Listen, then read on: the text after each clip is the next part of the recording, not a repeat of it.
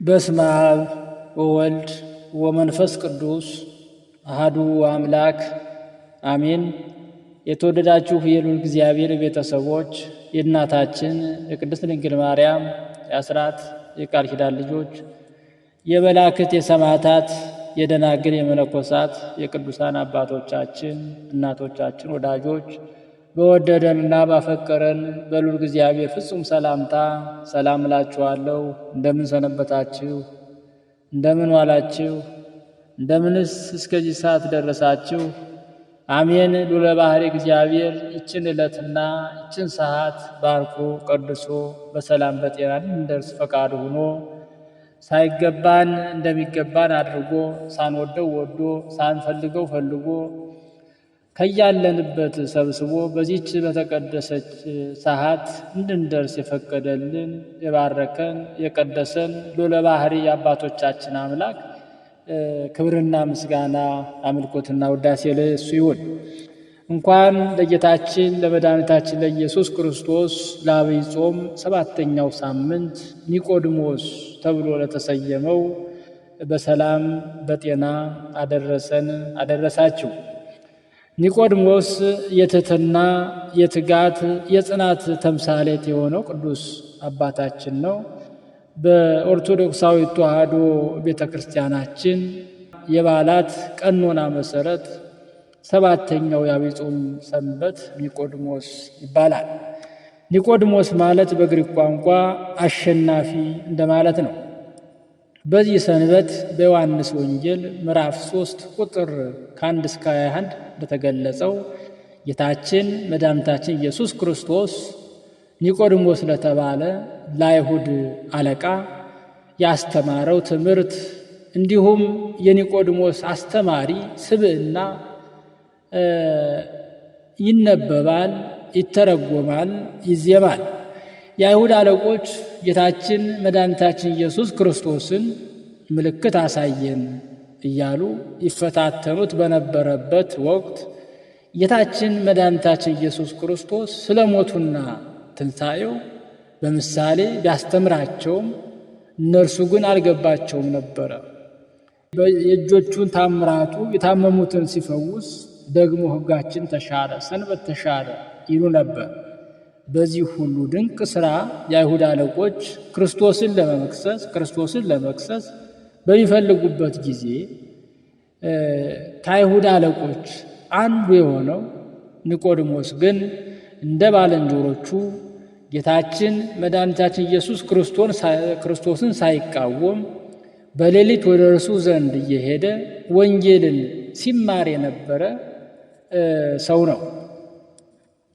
ጌታችን መድኃኒታችን ኢየሱስ ክርስቶስ በነፍስ የታመሙትን በቃሉ በሥጋ የታመሙትን በታምራቱ ሲፈውስ ኒቆዲሞስ ሰምቶና ተመልክቶ በመምህርነቱ ሳይታበል አለቃነቱ መመኪያ ሳያደርግ በልቦናው የተሳለውን እውነት ማግኘት በመፈለግ ከጌታውና ከመምህሩ ከኢየሱስ ክርስቶስ ዘንድ በሌሊት ይገሰግስ እና ይማር እንደነበረ በዮሐንስ ወንጌል ምዕራፍ 3 ቁጥር 1 ላይ ጀምሮ ይናገራል። ምስክርነቱን እንዲህ ሲል መስጠት ጀመረ። መምህር ልታስተምር ከእግዚአብሔር ዘንድ እንደመጣ እናውቃለን። እግዚአብሔር ከእርሱ ጋር ከሆነ በቀር አንተ የምታደርገውን ታምራት የምታደርገውን ትልቅ ሥራ ሊያደርግ የሚችል የለም በማለት በዮሐንስ ወንጌል ምዕራፍ 9 ቁጥር 24 ላይ እንዲሁም በሐዋርያት ሥራ ምዕራፍ 10 ላይ እንዲህ ብሎ ተናግሯል። ይህንን ምስክርነት በሚሰጥበት ጊዜ ጎደሎን የሚሞላ ካለማወቅ ወደ ፍጹም እውቀት የሚያደርስ ከምድራዊ እውቀት ወደ ሰማያዊ ምስጢር የሚያሸጋግር አምላክ ዳግመኛ ያልተወለደ የእግዚአብሔርን መንግሥት ለማየት አይችልም በማለት የአይሁድ መምህር ለሆነው ለኒቆዲሞስ ይህንን ትምህርት አስተማረው። ሆኖም ምስጢሩ አልተገለጠለትም ነበር። ሰው ከመሸመገለ በኋላ ዳግመኛ መወለድ እንደምን ይቻላል? ዳግመኛ ይወለድ ዘንድስ ወደ እናቱ ማኅፀን ተመልሶ መግባት ይቻላልን? በማለት ለጌታ ጥያቄ አቀረበለት። እውነት እውነት እልሃለሁ ዳግመኛ ከውሃና ከመንፈስ ከመንፈስ ቅዱስ ያልተወለደ ወደ እግዚአብሔር መንግሥት ሊገባ አይችልም። ከሥጋ የተወለደ ሥጋ ነው፣ ከመንፈስ የተወለደ መንፈስ ነውና በማለት በኤፌሶን ምዕራፍ 5 ቁጥር 26 ላይ ብሎ ጌታችን ኢየሱስ ክርስቶስ ለኒቆዲሞስ ቢያስረዳው ምስጢሩ ግን ሊገለጥለት አልተቻለም ነበር። እንደምን ይቻላል በማለትም ጌታን ጠይቋል። አበ ብዙኃን አብርሃም ከአምላኩ ሞገስን አግኝቶ የሶዶምና ገሞራን ጥፋት እንዳይደርስ ለመማለድ ከእግዚአብሔር ጋር ሲነጋገር እንደነበረ ኒቆዲሞስም አላዋቂነቱን አምኖ ያልገባውን ምስጢር ከአምላኩ በጠየቀ ጊዜ ኢየሱስ ክርስቶስ አንተ የእስራኤል መምህራቸው ሆነህ ሳለ ይህንን ነገር አታውቅምን? በምድር ያለውን ስነግራችሁ ካላመናችሁ በሰማይ ያለውን ብነግራችሁ እንደምን ታምናላችሁ? ከሰማይ ከወረደው ከሰው ልጅ በቀር ወደ ሰማይ የወጣ የለም። ሙሴ በምድረ በዳ እባቡን እንደሰቀለ የሰው ልጅ እንዲሁ ይሰቀላል። ያመነበት ሁሉ ለዘላለም ሕያው ሆኖ እንዲኖር እንጂ እንዲጠፋ አይደለም እያለ ሰው በመብል ምክንያት የአምላኩን ትእዛዝ አፍርሶ ከእግዚአብሔር ቢለይም የሰው ልጅ ያጣውን ልጅነት ለመመለስ ስመ ክርስትናን ሀብተ ወልድናን ለመስጠት ጌታችን መምጣቱን አስረዳው። በዮሐንስ ወንጌል ምዕራፍ 3 ቁጥር 10 ላይ እንዲህ ብሎ እንደተገለጸው ይህንን የክርስቶስን የማዳን ሥራና በሥጋ መገለጥም ልቤን ፈተንኸው፣ በሌሊት ጎበኘኸኝ ፈተንከኝም፣ ምንም አላገኘህብኝም፣ የሰውን ሥራ አፌ እንዳይናገር ፈቃዴ ነው በማለት ቅዱስ ዳዊት በመዝሙር 16 ቁጥር 3 ከኒቆዲሞስ ሕይወት ጋር በማዛመድ አመስጥሮታል። በሌሊት ከአምላኩ ተምሮ ምስጢሩ የተገለጸለት ኒቆዲሞስ ቀድሞ በአደባባይ ሄዶ መማርን ቢፈራም ምስጢሩ ሲገለጽለት ግን አይሁድ ጌታችንን በሰቀሉት ዕለት ሐርፈት ርቆለት ከአርማትያሱ ዮሴፍ ጋር ቅዱስ ሥጋውን ገንዞ ለመቅበር በቅቷል። ፍጹም ፍቅር ፍርሃትን አውጥቶ ይጥላል ተብሎ እንደተጻፈ በማቴዎስ ወንጌል ምዕራፍ 23 ቁጥር 58 እንዲሁም በዮሐንስ ወንጌል ምዕራፍ 4 ቁጥር 18 ላይ በዘመነ ሥጋዊ የጌታችን መድኃኒታችን ኢየሱስ ክርስቶስን ወደ ምድር መምጣትና መሲህ መባል ያልተቀበሉት በርካታ እስራኤላውያን እርሱን እስከ መስቀል እንደደረሱ ወንጌል አስተምሮናል። ሆኖም በፍጹም እምነት እስከ መጨረሻው ከተከታተሉት ፈሪሳውያን አንዱ ኒቆዲሞስ ለታላቅ ክብር የበቃ ሰው ሆኗል። ቅድስት ቤተ ክርስቲያናችን ይህንን ታላቅ ሰው ለመዘከር የዐቢይ ጾም 7ኛ እሁድ በስሙ ሰይማ ይህን ሰንበት ታከብረዋለች። ተከታዮቿ ምዕመናንም የእርሱን አሰረ ፍኖት እንዲከተሉ ትመክራለች፣ ታስተምራለች። ከኒቆዲሞስ ሕይወት እኛም መማር የምንችለው ነገር ምንድን ነው ብለን ስንመለከት የኒቆዲሞስን ጠንካራ ስብዕና፣ መንፈሳዊነት የሚያሳዩ መገለጫዎችን አርአያ እንድንከተል ያስፈላጊ መሆኑ ይናገራሉ። በዚህም መሰረት ከኒቆዲሞስ ሕይወት የምንማራቸው ቁም ነገሮች መካከል አንደኛው ራስን ዝቅ ማድረግ ነው። ኒቆዲሞስ መምህር ሲሆን ራሱን ዝቅ አድርጎ የተማረ የትህትና አርአያ አባት ነው። ኒቆዲሞስ ፈሪሳዊ ብቻ ሳይሆን የፈሪሳውያንም አለቃም ብቻ ሳይሆን የኦሪት መምህር ብቻ ሳይሆን የኦሪት ምሁርም የነበረ ታላቅ ሰው ነው። በእርሱ ደረጃ የነበሩ ታላላቅ የአይሁድ ምሁራን መንፈሳዊ ስልጣናቸውና ሹመታቸው የእግዚአብሔር ስጦታ መሆኑን ረስተው በሕዝቡ ላይ የሚመጻደቁ ነበሩ። በዘመናቸው እውቀትን የሚገልጽ እውነተኛ አምላክ የካህናት አለቃ ኢየሱስ ክርስቶስ ለቤዛ ዓለም ሲገለጥ የአይሁድ ምሁራን የጌታን መገለጥ አልወደዱትም ነበር። የእርሱ ትሕትና የእነርሱን ትዕቢት የሚያጋልጥ ነበርና ወደ ጌታችን ኢየሱስ ክርስቶስ የሚሄዱትን ሁሉ ይነቅፉ፣ ይከሱ ነበር። ባለማወቅ የደነደኑት የትንቢት ልቦናቸው ትሕትናቸውን አጥፎባቸው ነበርና ዝቅ ብሎ በሰው ዘንድ በተናቁት በናዝሬትና በገሊላ እየተመላለሰ የሚያስተምር የዓለም ቤዛ የክርስቶስን ትምህርት እንዳይሰሙ ልቦናቸው ተዘግቶ ነበር። ጌታችንም የፈሪሳውያን ሐሳባቸው በግብዝነት የተሞላና ከንቱ እንደሆነ ነግሯቸዋል። ለደቀ መዛሙርቱም ከጻፏቸውና ከፈሪሳውያን ጽድቅ የሚበልጥ ስራን እንዲሰሩ አስጠንቅቋቸው አስተምሯቸዋል። ኒቆዲሞስ ግን ከነዚህ ከፈሪሳውያን መካከል የተገኘ ልዩ ምሁረ ኦሪት ነበር። ኒቆዲሞስ ራሱን ለእውነት ልቡን ለእምነት አዘጋጅቶ ከሁሉ ቀድሞ በሌሊት ክርስቶስን ፍለጋ የመጣ ከነዚያ ፈሪሳውያን ወገን ተለይቶ እንደ አባታችን እንደ አብርሃም ወደ ጽድቅ መንገድ የተጠራ ሰው ነው። ሹመት እያለው ሁሉን ሳይጎድልበት በዙሪያው የነበሩት ከኛ በላይ ማን አዋቂ አለ የሚሉ ከእውነት ጋር የተጣሉ ጌታችንን የሚያሳድዱ በእርሱም የሚቀኑና ጌታችንንም ለመግደል ዕለት ዕለት የሚመክሩ ሆነው ሳለ ኒቆዲሞስ ግን እውነትን ለማወቅ እልቅናውን ሳይታሰበው ከአካባቢው ጋር መመሳሰል ሳይመር ራሱን ዝቅ አድርጎ ከጌታችን መድኃኒታችን ከኢየሱስ ክርስቶስ ዘንድ ሊማር በሌሊት የመጣ ምሁር ነው። መምህረ ትሕትና ጌታችን ኢየሱስ ክርስቶስንም የኒቆዲሞስን ትሕትናውን ተቀብሎ ለምን በቀን አትመጣም ሳይለው እስከ ዓለም ፍጻሜ ድረስ ትውልድ ሁሉ የሚማርበትን ረቂቁን ምስጢረ ጥምቀትን አስተማረው። ሁለተኛ ከዚህ ቅዱስ አባት የምንማረው ልቦናን ከፍ ከፍ ማድረግን ነው። ኒቆዲሞስ ዳግመኛ የመወለድን ምስጢርን ለማወቅ ልቦናው ከፍ ከፍ ብሎ ተገኝቷልና ለሥጋዊ ሕይወታችን እውቀትን እንደሚያስፈልገን ሁሉ ነፍስም እውቀት መንፈሳዊ እውቀትን ያስፈልጋታል። በመጽሐፈ ምሳሌ ምዕራፍ 19 ቁጥር 2 ላይ እንደተጠቀሰው ኒቆዲሞስ በመጀመሪያ የጥምቀትን ነገር ሲሰማ ለመቀበል ተቸግሮ ነበር።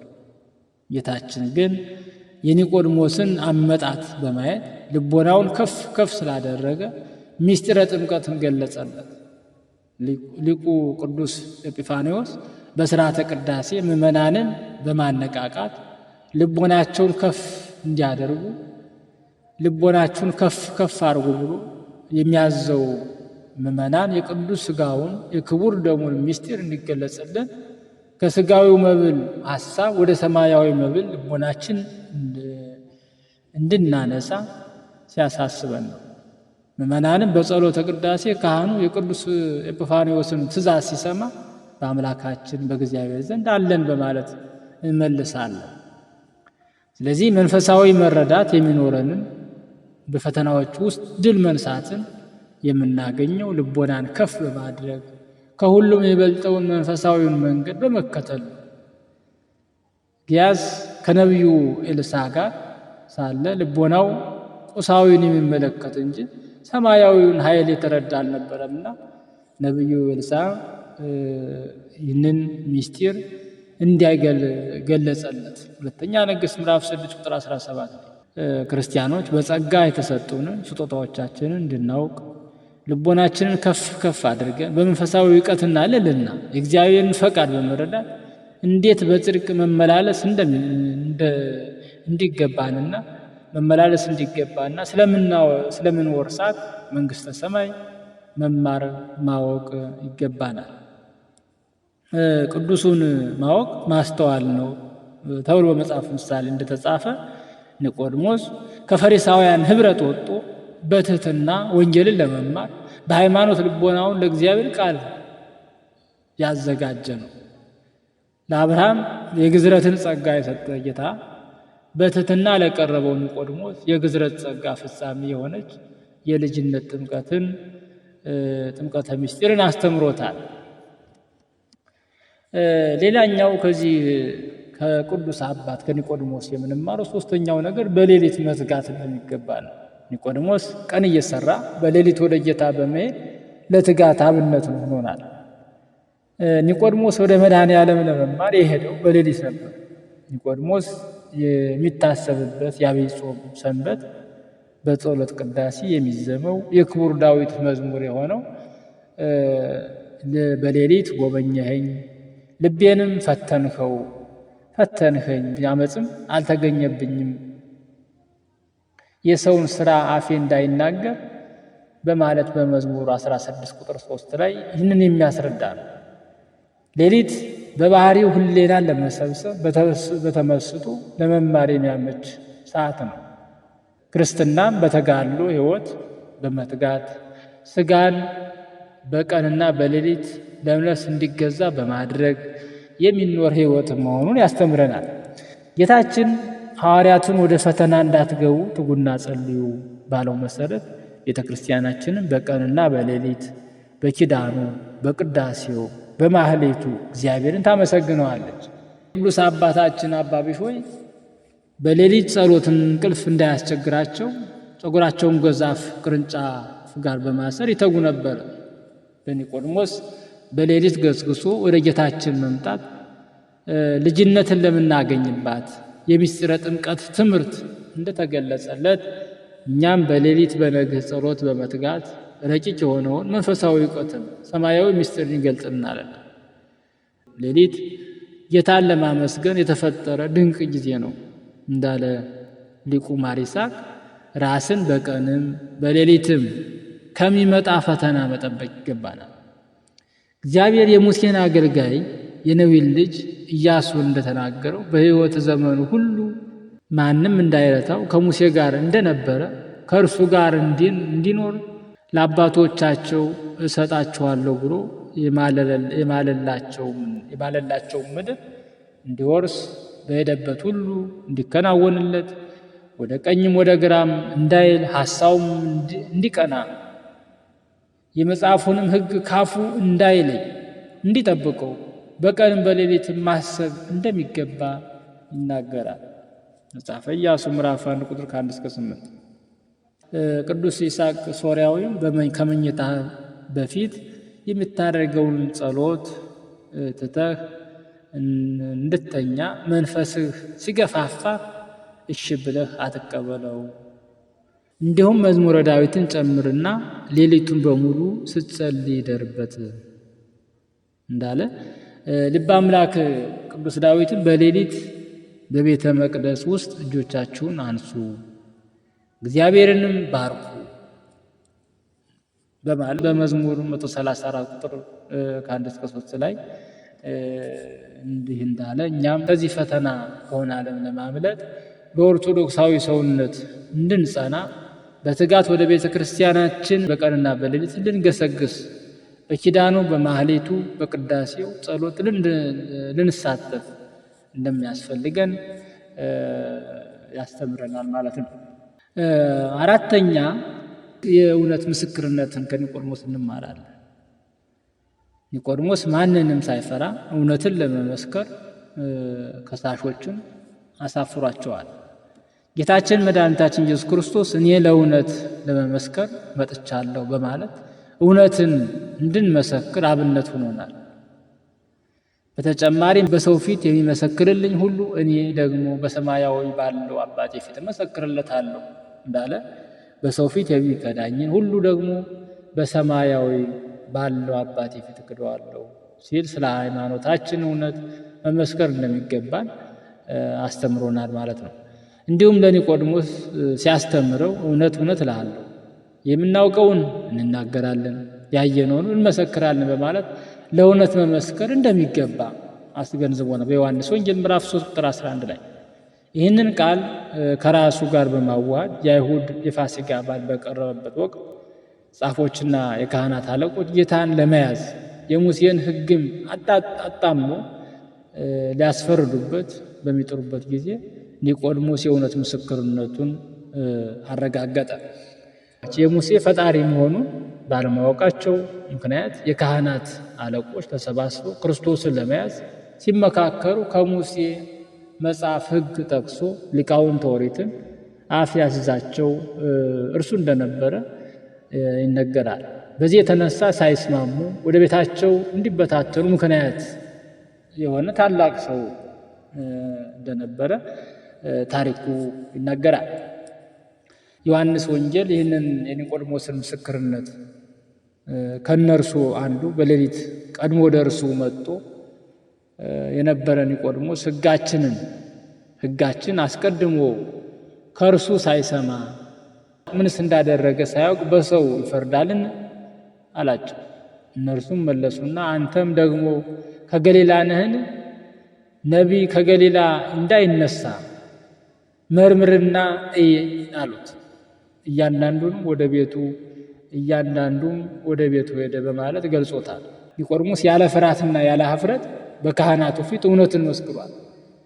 እውነትንና ፀሐይን ፈርቶ የትም መድረስ አይቻልም።